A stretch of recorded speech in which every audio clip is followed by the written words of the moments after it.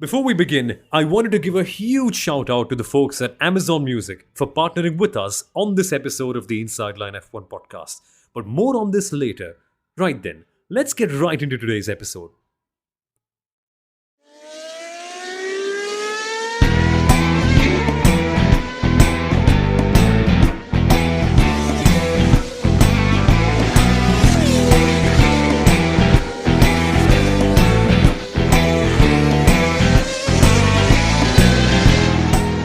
This is not a fire drill. The Chinese GP has been announced on the Formula One calendar and it's not been cancelled. We're only 3 or 4 days away from the point of recording till the race, and I still can't believe the fact that Zhou Guanyu will actually have a home race. I mean, I have a question to you, Kunal. Who is the driver in Formula One history who's waited the longest for their home race to arrive? Take a guess. Well, interesting. Just when F1 Stats Guru is not here, you're trying to stump me with a stat. Okay, why don't you just give it away? I don't know. I mean, I spent a lot of time digging, but there was something that I really couldn't find the answer to. But I have to guess, right? It doesn't have to be Narain Karthikeyan, no? I mean, think about it. He made his debut in 2005 and had to wait forever for the Indian Grand Prix to come about. 16 years? 2011? Yeah, no, is right? it 16? One second. Yeah, You're the 2005. engineer here. I failed my math exam. Not you.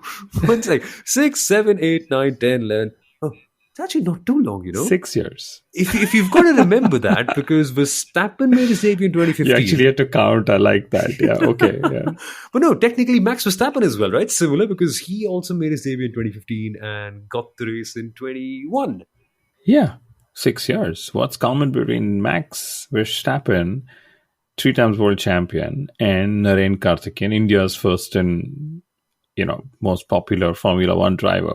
They had to wait 6 years to get a home race. Wow, And that's a great start. Yeah, incredible. We can find some stats too, but the interesting part is it feels absurd that there's no noise about it, no? Because when the Chinese GP gets announced and cancelled every year, which has now become a tradition, we of course roll our eye and be like, COVID. But it is finally happening. But the best part is we're finally going to a track that we can now claim to be underrated, because so many people who have now started watching Formula One will get the chance to experience the Shanghai circuit for the first time. And it'll be some experience to see them just being in awe of the beautiful first jalebi section, no? For our international listeners, jalebi is when things just go round and round and round. It's actually a very tasty Indian sweet dish, if that's what it's called. Yeah, I think so. Yeah, something. But I mean, it's the opening sequence of corners is brilliant. The last hairpin coming in, I would say that's pretty brilliant as well. But you're saying there's not a lot of noise. I also felt that, and I'm pretty convinced. One of the reasons there's not a lot of noise is we are consuming English media. The Chinese consume absolutely, I would say, parallel. There's somebody always listening there, but absolutely parallel media. That's why probably I hope there's a lot of buzz in China and that the grandstands are full. And then Formula One says 400,000 Chinese people actually showed up the first time, the highest ever public gathering since the COVID, whatever was brought upon the world, and something. But maybe it's also the fact that Zhou Guanyu hasn't really done as well. I mean, for whatever little he's done, there's a documentary that somebody in China, some media house in China is releasing on Zhou Guanyu, which is, well, I mean, what will you show his first race where he scored points, which is great in Formula One. You always remember that. You show his accident that happened and, how strong these cars are. And the cars actually got stronger with the roll hoop thanks to Zhou Guanyu. But I can't really otherwise remember much. I mean, there's a really bad stat going around. 7 races in a row, Zhou Guanyu hasn't progressed into Q2.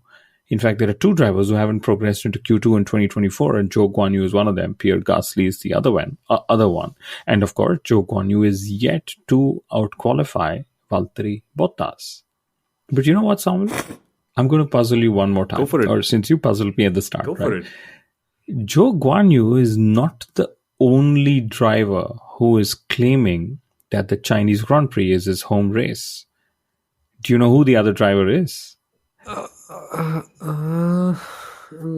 I'll just give it away.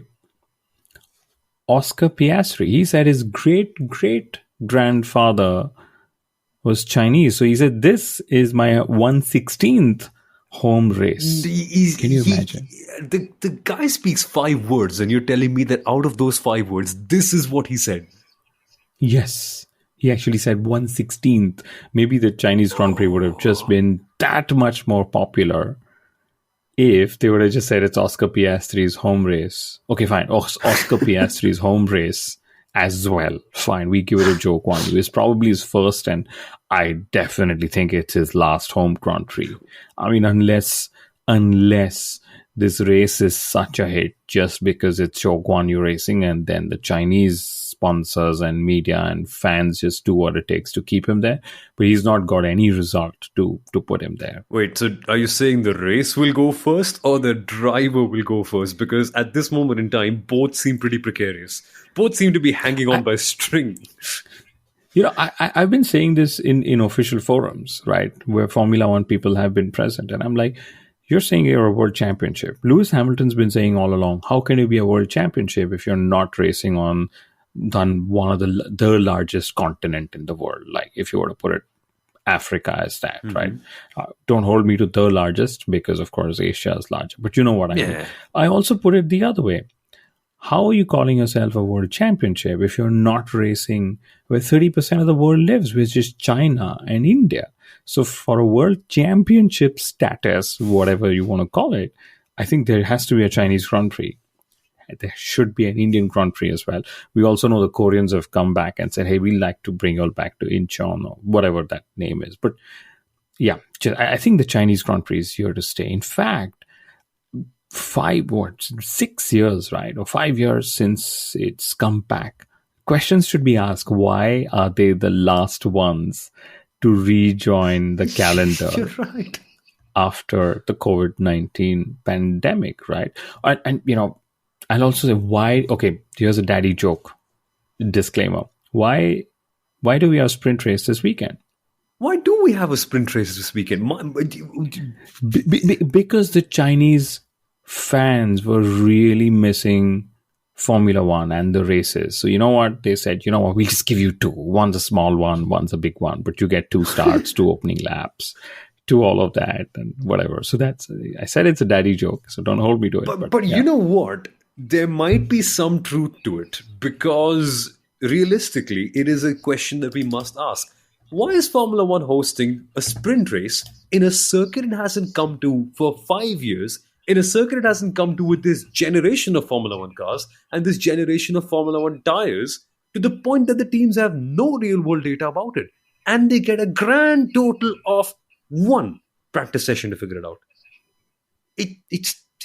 It's like the Formula One bosses have agreed that we can't do entertainment, so let's just add as much degree of volatility as we can. Because for us, at least for this weekend, it might be a good thing that teams might not be ready with their setups 100%, because generally, right, you've got to correlate what you get on the simulator to what you have in real life, because obviously it's a computer, it can't simulate things that well. So you need some time, and the teams do get 3 practice sessions for that.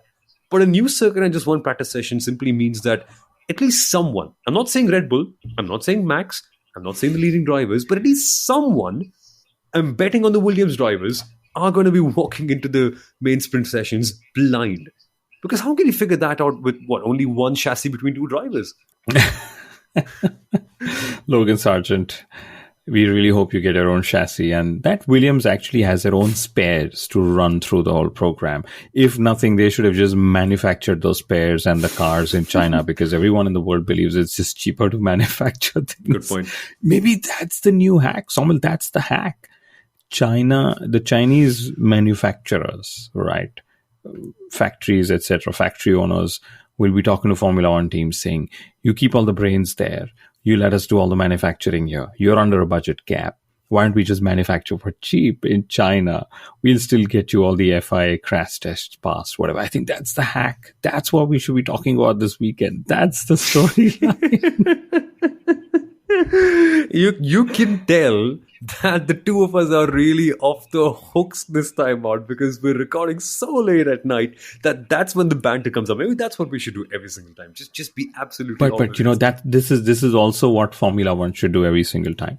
One practice session and boom, boom, boom, every session. Otherwise, you have to maximize, right? Call it a sprint, call it whatever you care, whatever you want. I don't really care, but giving them enough, just about little time is all I'm happy to. I mean, running 3 practice sessions seems extremely, what do you say, wasteful, if that's the word, that you're giving 3 practice sessions, right? And you're going to just do it all in 1 hour of a practice session. And guys and girls, whoever's watching, make sure the drivers better keep it between the white lines, Somil, because Yeah. like you're saying, any loss of track time and they'll struggle. And this is also where, on a very serious note now, yes, there's banter involved, a lot of it, 11 minutes in. But this is also where every team's simulator, correlation simulator work will matter, because what matters is that the minute you sit in the car, you're not driving it like you're driving it there for the first time. You're using your simulation tools to dial in the car, dial in the setup, dial in your driver as well. So you're able to maximize the 1 hour of track time you get. And Mercedes, actually, of late, is that one team that's been struggling with simulator correlation. So I know every time we talk of, hey, just one practice session and which team could get it wrong, people point to Brazil 2022, where Red Bull got it wrong, Mercedes got it right, George Russell won. But there have been several sprints after that, and Red Bull haven't really gotten it wrong in those sprints as well. But let's see.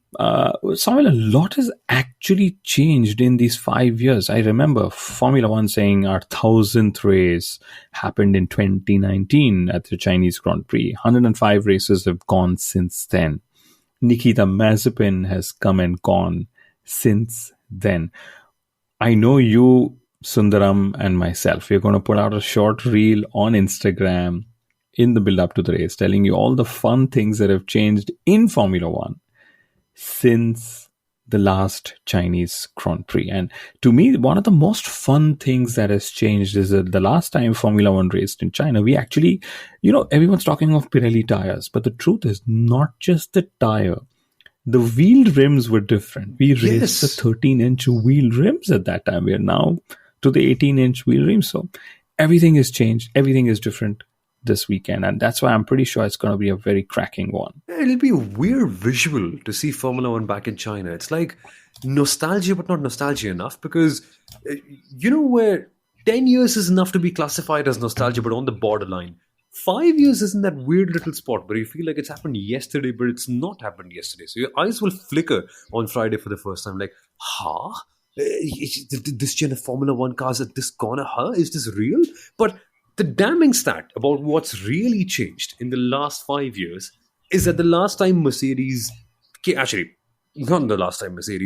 last time Formula One came to China, Mercedes was so confident in themselves that they actually ended up double stacking Valtteri Bottas and Lewis Hamilton on the same lap in green flag conditions. And they won that race with a 1-2.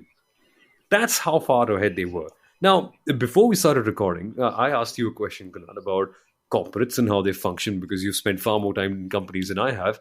And I asked you, do companies really do 5-year reviews? Do they really check back what their performance must be like? Do they really do that? Because if you are Mercedes and you're doing that, you're just rubbing your own wounds. I mean, you're just rubbing salt into your own wounds, actually. Oh, yeah. They're pretty aware of where they've drifted apart in this whole engineering competition called Formula One.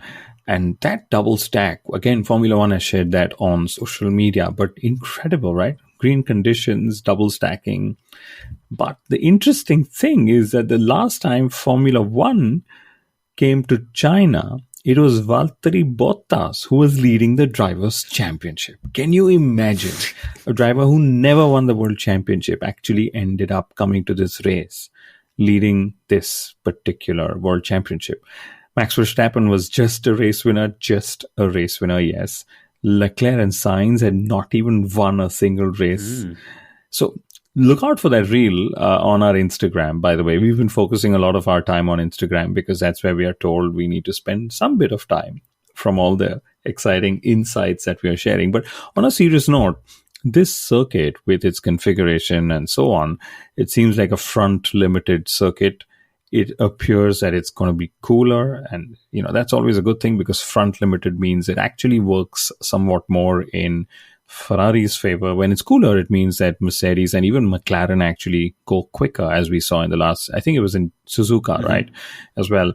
So Bahrain is one of those closest circuits. People are saying this could feel like, can Red Bull be challenged? Can that one session really help even the playing field, etc., etc.? But you mentioned the 2019 win, Somal. This circuit actually, it's been, by the way, we've been racing in China for 16 years before we took a break. So it's been around for a long, long time. Yeah.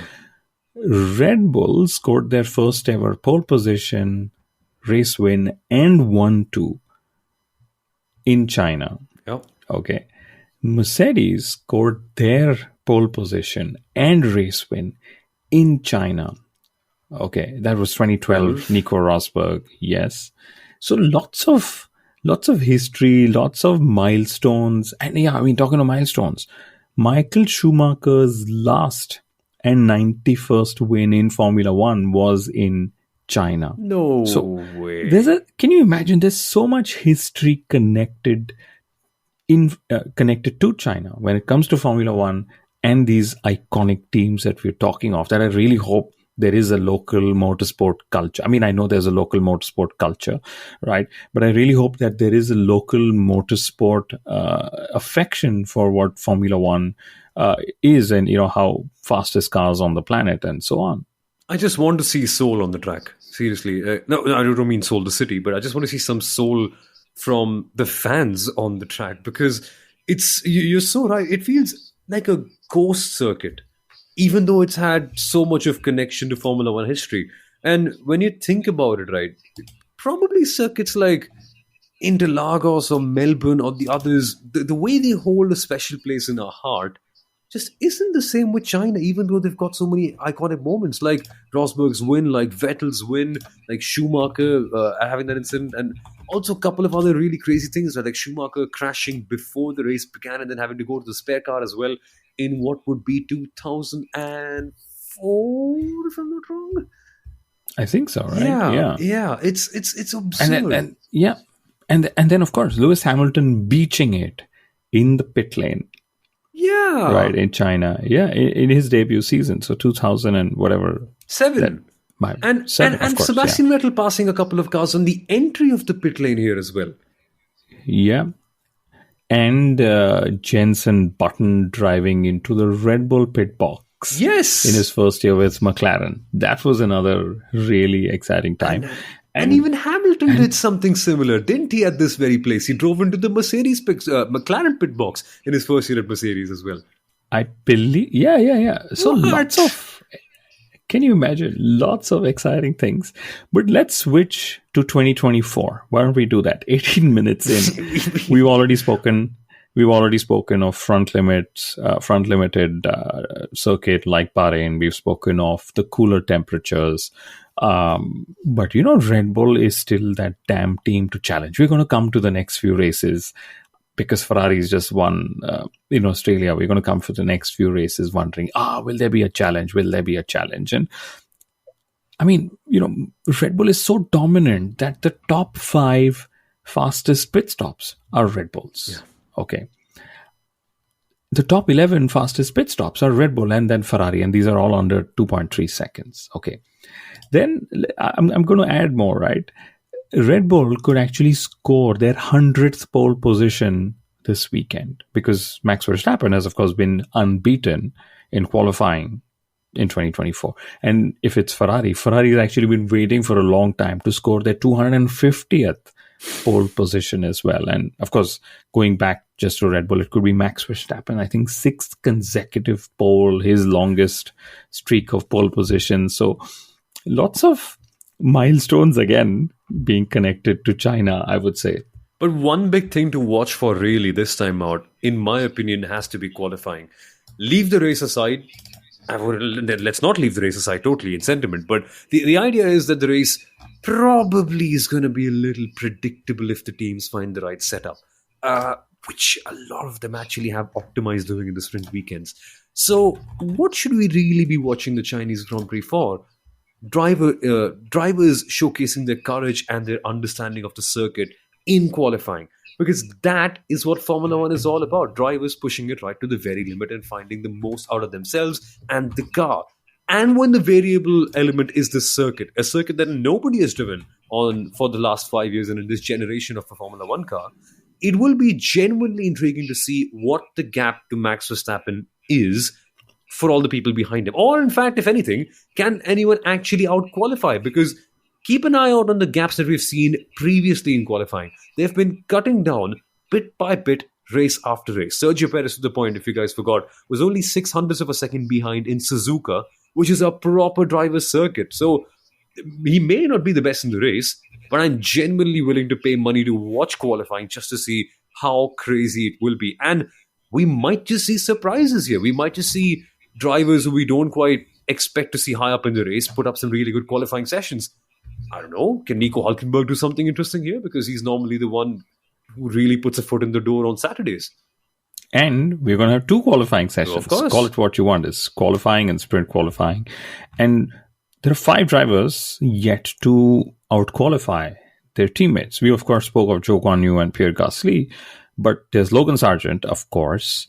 There is, I believe, Daniel Ricciardo. He definitely needs...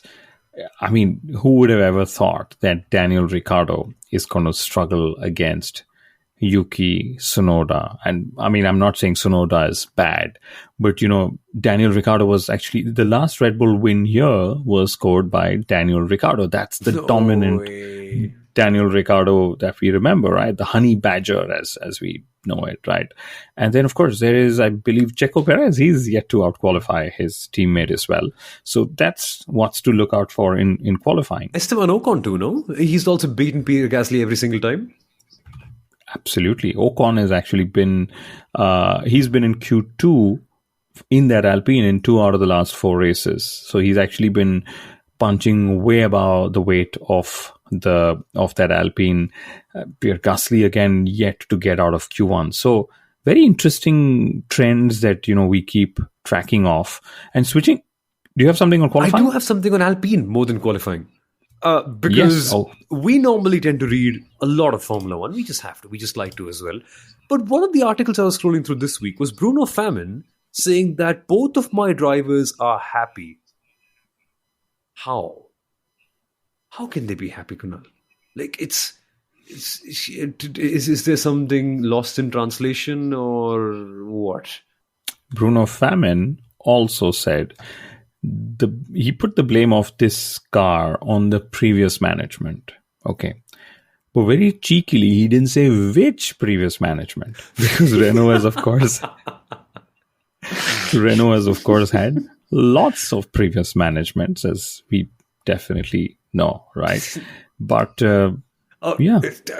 I'm waiting for the day when they turn around and say, our owners are the issue. Sorry, which ones? Because they've got it's how socialistic can a Formula One team be by having 50,000 owners in one team? Do you even remember who owns Alpine now? Well, yeah, technically, if you own shares to Williams, we don't know how many people own shares to Williams Racing as well. So it could be 15,000 owners in Williams as well because it's publicly traded. True, that's one thing. That is indeed true. But a lot of it does come down to Williams' advanced technology and all of their other engineering prowess, which they are quite good at. But I find it weird. But okay, I don't want to rain on Alpine's parade far more. We should go to the interesting point that you had in mind. And it was about... I think I have every point interesting. So now I'm puzzled. Fair point. But, okay, we could look at this. 5 drivers have scored in all races in 2024. If I can just switch to races, because the obvious thing which everyone is going to talk about is that all the 4 races in 2024 have actually had 1-2 finishes, right? But there are 5 drivers who scored in all the 4 races, which is Fernando Alonso, Checo Perez, Lando Norris, Oscar Piastri, and Charles Leclerc. right? And to just further build on that, and this is a very stat heavy thing, right? Because we're missing F1 stats guru as well. Yeah. Leclerc is the only driver with top 4 race finishes in 2024, which sounds pretty cool, right? But what sounds cooler is that Carlos Sainz is the only driver to finish on the podium in every race that he has finished, right? And since we're talking of Ferrari has absolutely dominated. And I know this is your favorite part, Samuel, because every time you ask me, I have no clue. But Ferrari has absolutely dominated the driver of the day, poll, ratings, voting, whatever you call it, in 2024. All 4 races. Doing your homework. Very nice. I said I have to please you, so.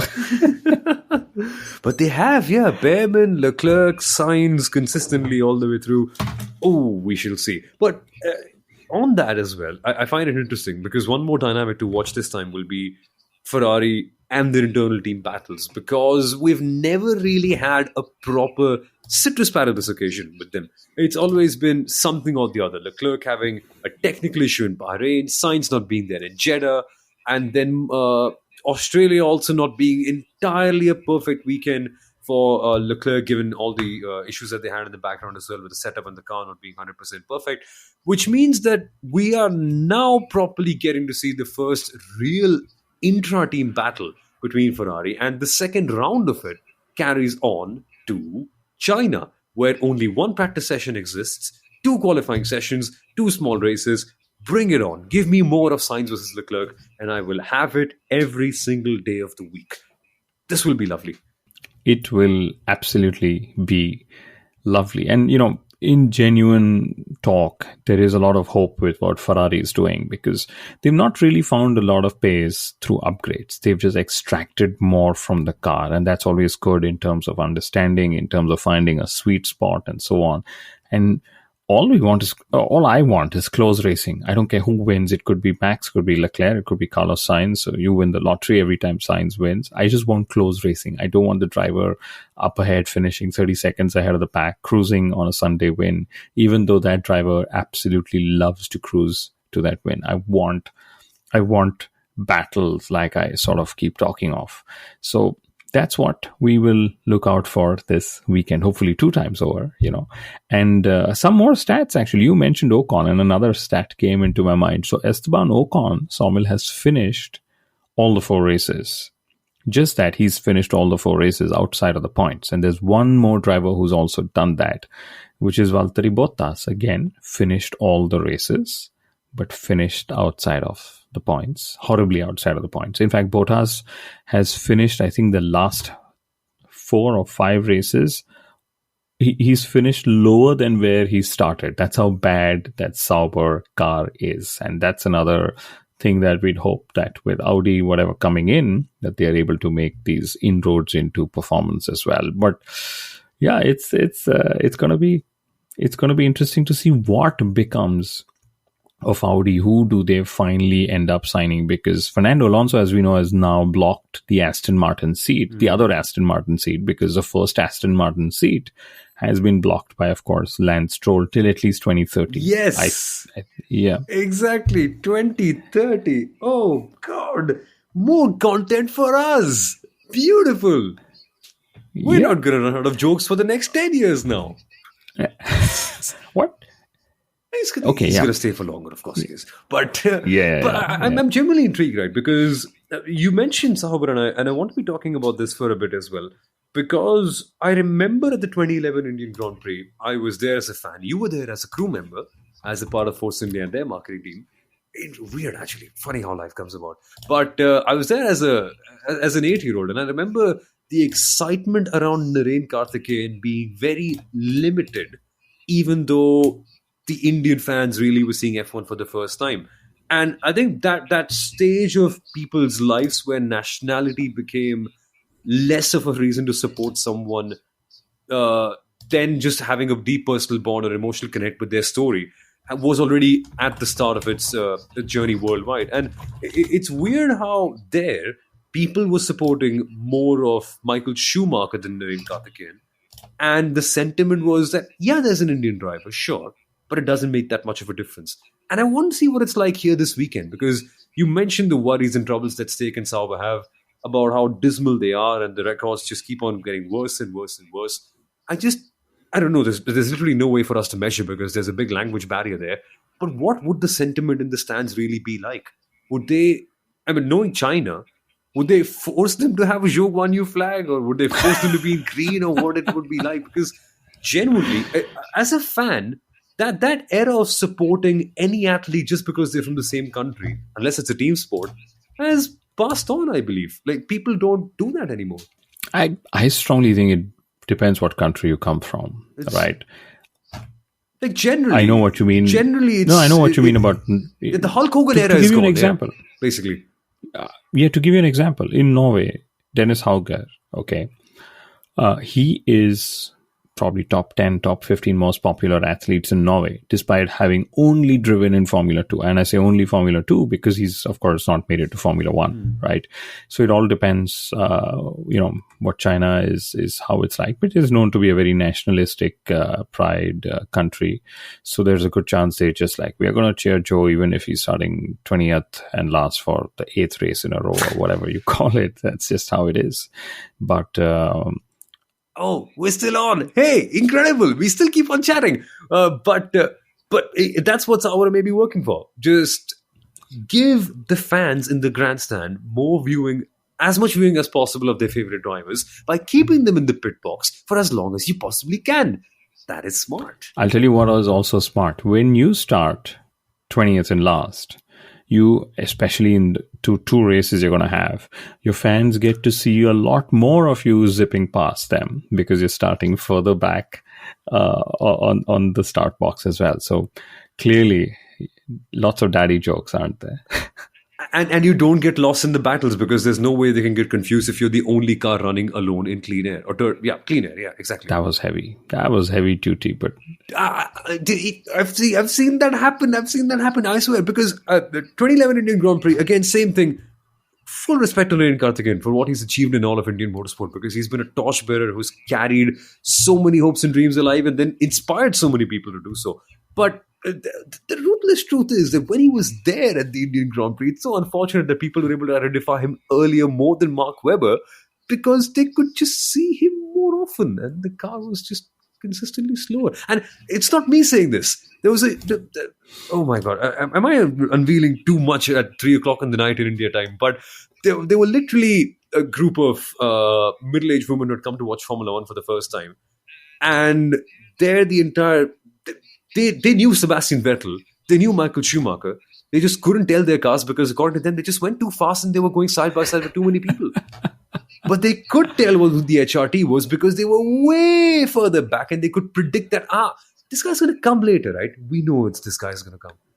So it's just the way. We're raining hard on Zhou Guanyu today, aren't we? Why not? Why not? I mean, not that he needs it from us. Probably he's not listening to this one, but he's going to be busy with our listener base. Also, is also not in China, really. So yeah. But last stat from me. One sec. Go on. One sec. Can they actually listen to Spotify in China? They can't, right? If you are in China listening to us on Spotify or on Apple Podcasts in English, please write to us on social media. We'd love to hear it. Because they'd be banned. No, I think it should be okay. I mean, I have a few Chinese followers on Twitter. I don't know how they get there. I'm not on Weibo. I don't hope to ever be there. But last... Oh, that's brave of them, huh? Yeah. But yes, the last stat. Yes, before we go to the predictions. Last stat from me. There are 5 drivers who finished on the podium this year, of course. Interestingly, the 5th driver, of course, Ferrari and Ferrari and Red Bull drivers have been there. The 5th driver is Lando Norris. Now, the drivers who've not made it to the podium, that list is more interesting. It's both the Aston Martin drivers. Yes, both of them. Fernando Alonso, by this time last year, had several podiums. Lance Stroll was hoping for a podium, but that's still both the Aston Martin drivers. Oscar Piastri has not been on the podium, so that's 3 of them. The biggest surprise is neither of the Mercedes drivers have been on the podium, right? And very interesting, there's a trend. So George Russell has finished 5th, 6th, then there was no finish. So it's fifth, sixth, seventh in all the races he's finished. So since we're getting into the predictions mode of this hour of the podcast, could George Russell finish eighth? Is that the trend where, trend is pointing that he's just falling down the order in his race finishes, right? The other trend, Lewis Hamilton, who, by the way, after I think 6 races, finally outqualified George Russell. Lewis finished seventh, ninth, and ninth. Okay. So is the number 7 coming up again? So it's 7997, or is a new trend starting? It's weird though, no? It's absurd that these numbers are associated with him. It's I don't know. Legacies get tarnished by stuff like this. I don't know. Legacy is a very hollow concept anyway in my head. But for so many people watching, and they'll be like, this is your favorite driver, this is the greatest of all time. Whereas the Formula One race report of the 2019 Grand Prix will literally mention in the last line, this win solidifies Lewis Hamilton's status as the GOAT of Formula One. And to see how far things have come 5 years later is weird. But prediction time. I get too passionate sometimes, which is amazing when the predictions come in. That I love to tend to bang on my laptop or the table around me whenever it's any talk of Carlos Sainz, because naturally the heart will follow him along. But realistically, let's go a little left field. I say Sergio Perez will end up beating Max in the first qualifying session because it's more volatility, and I'm just banking on him to thrive in all of that. There's no real justification of it. We'll just figure it out. But here's a wild prediction to throw in the mix. For one qualifying session, mostly the first one, because Max, give him more time and he becomes more efficient. But I'm banking on some chaos in the first qualifying session to enable Sergio Perez to out-qualify Max. And if that does happen, what a wild occasion that'll be. All I heard was Checo Perez out-qualifying Max Verstappen. It's very surprising you're not banking on Carlos Sainz, who has, of course, been the Ferrari driver in form, in momentum, and all of that. But okay, I'm going to just say Max Verstappen, because this circuit is extremely hard on the tires. And we know what happens when that happens. When something is very hard on the tires, that Red Bull is in another league of their own. They'll finish the race and they'll say, we didn't even use our tires up. That's how good our degradation was. But Ferraris, of course, improved their degradation, as we saw just the last race. So can there actually be a fight? That's what we are hoping for. But I also think Alexander Albon will finish 11th for the umpteenth time, just about missing out on those points. Yeah, same as what happened in Japan also, was it not? Yeah, I think, yeah. But thank you so much, folks, for listening. No Zhou Guan Yu was harmed in the making of this episode. No Sauber professionals were also harmed in the making of this episode. We've tried to be very, very generous in what we say. Just don't mind us. We're all very tired and all very, very eager to talk about Formula One. But if in case you did enjoy this episode, which I know you did because you stayed till so long, of course you have, rate us well on all the platforms if you want to. Share this episode with all your friends, family members, and colleagues who would like to listen to more about Formula One. And also check out our social media pages, because we're trying to put in some more fun short-form content that's snackable, easier to listen, and provides all the insights that we do on the Inside Line podcast, but trimmed down to under 60 seconds. But once again, folks, thank you for watching, thank you for listening, and we'll be back with a Chinese GP race review where we will only mention Zhou Guan Yu once. It's a challenge we've set for ourselves. Take care, folks. Bye-bye.